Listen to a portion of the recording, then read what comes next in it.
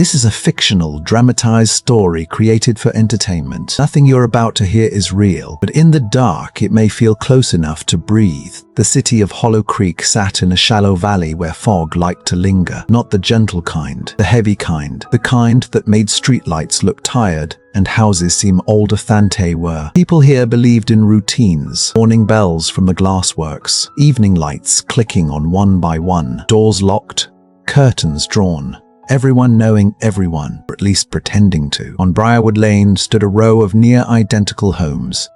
Same paint, same porches, same silence at night. In the middle house lived Elias Crow. Elias was polite in the careful way.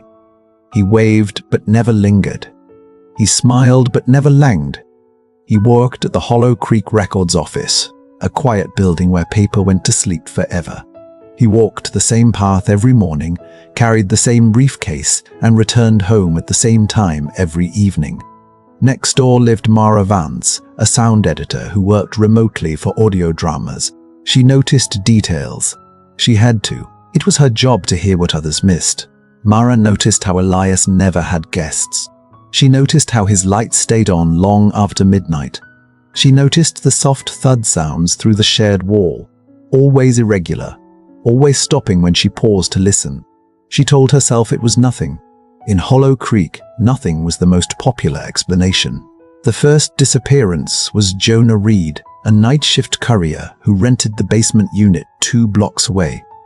People said he skipped town. People always said that. The second was Lena Morrow, a volunteer librarian known for walking home late. Her bicycle was found neatly locked, as if waiting for her return. No alarms were raised, not officially, just whispers, just unease slipping into conversations like smoke. Mara began hearing changes in the sounds next door, dragging, pauses, something metallic, once, tapping twice before stopping. One night, the power went out across Briarwood Lane. Total darkness, total quiet, then a muffled cry, short, cut off. Mara stood frozen in her hallway, heart pounding so hard she was sure it could be heard through the walls. She reached for her recorder without thinking, the same one she used for work. She pressed record. Silence returned. The power came back minutes later. Lights flickered on, and Elias Crow stepped outside, calmly checking his fuse box, nodding politely to anyone watching. No one spoke, no one asked. The next morning, Mara almost deleted the recording. Almost. The audio file was mostly empty, mostly. But buried beneath static was something else. A pattern. Breathing that wasn't hers. Not steady. Not free. Mara didn't know what to do with it. There was no place to take it. No authority she trusted. In Hollow Creek, matters were handled quietly, or not at all. She started watching. Elias changed. Sublime. He began coming home later. He stopped waving, and the town began helping him without realizing it. A neighbor dismissed the sounds as plumbing clerk ignored a misfiled name. A maintenance worker signed off on a permit without reading it. The records office where Elias worked had access to histories, old addresses, forgotten residents. People who had slipped through cracks long before Hollow Creek pretended to be perfect.